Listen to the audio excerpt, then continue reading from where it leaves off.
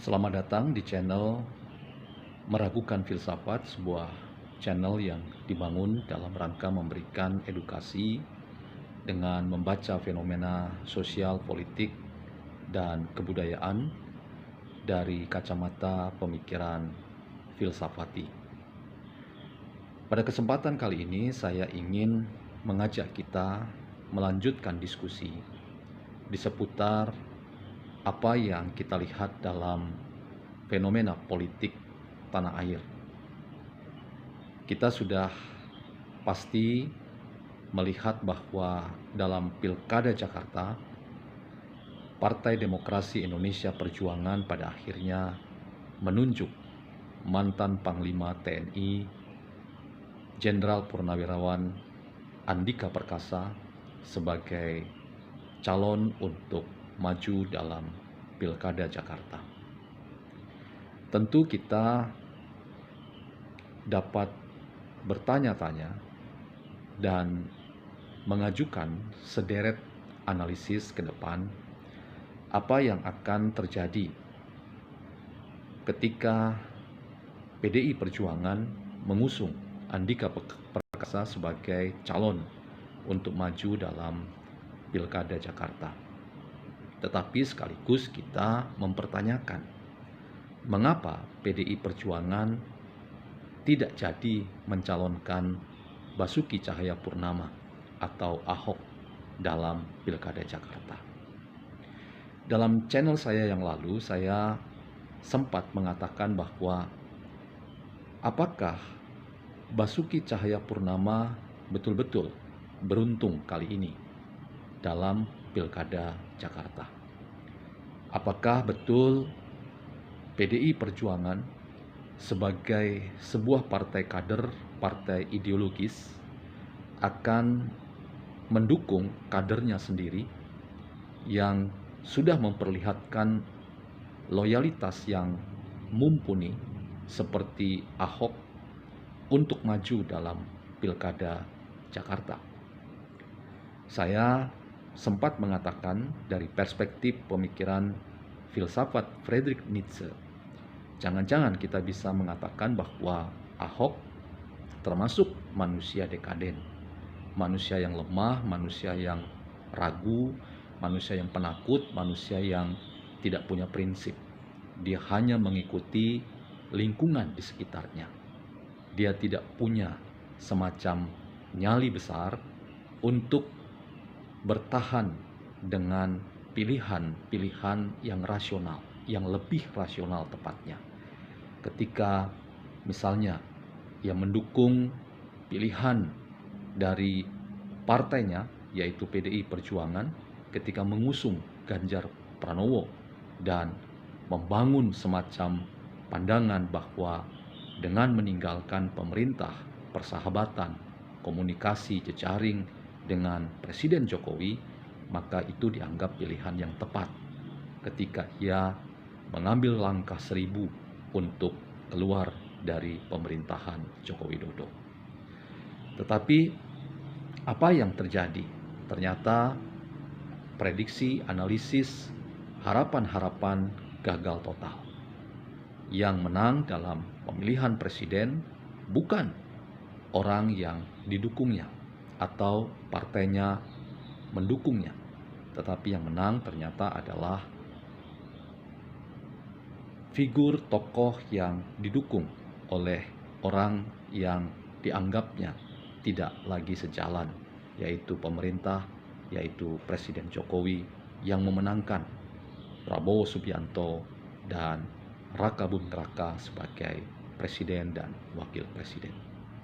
Nah teman-teman, manusia dekaden adalah tipe manusia yang sebetulnya sungguh kita anggap sebagai manusia yang tidak jelas tentang eksistensi dan upayanya untuk turut serta dalam rangka membangun hidup yang lebih baik sebagai seorang yang terpanggil untuk masuk dalam kancah politik misalnya.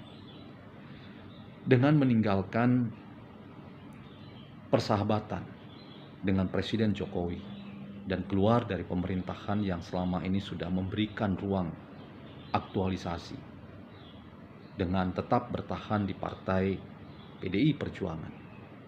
Toh pada akhirnya bukan Ahok juga yang didukung untuk maju dalam Pilkada Jakarta.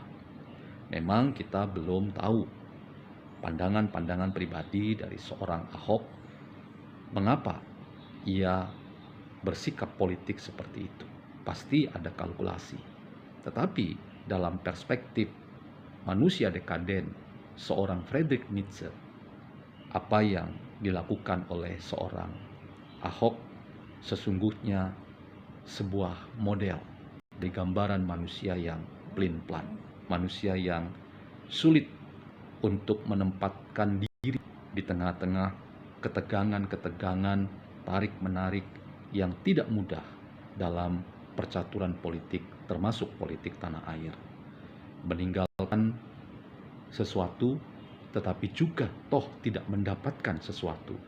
Lalu sebetulnya kita mau menyebut itu manusia seperti apa? Manusia dekadenkah? Manusia yang tidak jelas, manusia yang peragu, manusia yang lemah, manusia yang tidak punya prinsip? Ya, hanya Basuki Cahayapurnama yang tahu. Tetapi realitas politik kita hari ini melihat bahwa Partai Demokrasi Indonesia Perjuangan pada akhirnya meninggalkan Ahok dan mengusung calonnya yang adalah calon yang dianggap lebih tepat, lebih mumpuni, lebih acceptable untuk maju dalam Pilkada Jakarta. Nah, yang kedua yang penting untuk kita diskusikan dalam kesempatan ini, bagaimana kita melihat sosok Jenderal Purnawirawan Andika Perkasa. Kita tentu tahu dan memberi apresiasi dan sikap hormat bahwa Andika Perkasa adalah seorang militer yang sungguh menjalankan karir militernya dengan prestasi yang luar biasa. Menjadi seorang Panglima Tentara Nasional Indonesia adalah pencapaian tertinggi dari Jenderal Purnawirawan Andika Perkasa. Dalam konteks itu sebetulnya kita tidak pernah ragu bahwa seorang Andika Perkasa adalah seorang yang mumpuni, seorang yang sangat punya kapasitas untuk ikut serta memiliki posisi tawar dalam rangka mendulang suara dalam Pilkada Jakarta. Tetapi teman-teman, sebagai seorang pengamat kita bisa mengatakan bahwa dan bahkan mengajukan pertanyaan, apakah Andika Perkasa adalah seorang kader Partai Demokrasi Indonesia Perjuangan yang memang sudah berkeringat bahkan berdarah-darah dalam rangka kita melihat sosok ini membangun partai ini. Rasanya kita semua akan berkata bahwa Andika Perkasa adalah tokoh yang baru masuk partai ini. Dia bukan tokoh yang kita bisa katakan tokoh yang memang jatuh bangun bersama partai ini, membangun partai ini dari nol. Tidak, dia adalah figur baru yang dilihat tentu oleh perspektif elit PDI Perjuangan sebagai tokoh yang punya posisi tawar, yang memastikan bahwa tujuan akhir Pilkada Jakarta adalah memenangkan kontestan, yaitu Andika Perkasa. Itulah target tertinggi dalam rangka PDI Perjuangan mengusung Andika Perkasa. Tetapi kita boleh membangun analisis yang lintas disiplin, juga lintas perspektif untuk memastikan dan menakar potensi seorang Andika Perkasa. Memang ia punya kompetensi yang mumpuni di bidang militer. Tetapi dalam ranah politik kita masih bertanya-tanya, apakah memang posisi tawar seorang mantan militer dan mantan jenderal Andika Perkasa betul-betul memiliki daya tarik dalam rangka mendulang suara dalam Pilkada Jakarta. Kita belum bisa memastikan, bisa memprediksikan apa yang akan terjadi ke depan. Tetapi kita boleh mengajukan pertanyaan, mengapa PDIP Perjuangan tidak mengusung kadernya seperti Basuki Cahayapurnama dan lebih memilih Andika Perkasa? Apa kemampuan lebih dari seorang Andika Perkasa dalam rangka ia didukung untuk ikut maju dalam percaturan politik di dalam Pilkada Jakarta? Tentu saja salah satu yang kita bisa ajukan sebagai tesis dalam konteks ini adalah karena PDI Perjuangan sesungguhnya tidak punya figur yang betul-betul lahir dalam dinamika internal partai, tetapi juga tidak punya figur yang betul-betul bisa menyamai sosok yang populis dan populer seperti tokoh yang selama ini kita kenal itu ada pada sosok Presiden Joko Widodo. Kita tentu saja harus mengatakan bahwa orang yang memiliki daya tarik sehebat Joko Widodo, satu partai pun tidak. Bahkan PDI Perjuangan pun dengan meninggalkan Joko Widodo, sebetulnya mereka sedang menggali lubangnya sendiri. Saya merasa bahwa figur Joko Widodo yang sangat dekat dengan akar rumput dan selama ini memberikan representasi dari orang kebanyakan, itulah kekuatan politik yang sesungguhnya dari seorang figur, termasuk harusnya itulah figur-figur yang dilahirkan oleh partai-partai politik, bukan figur yang datang dari kalangan elit. Memang mereka punya posisi tawar tinggi, paling tidak jejaring, komunikasi, dan kapital.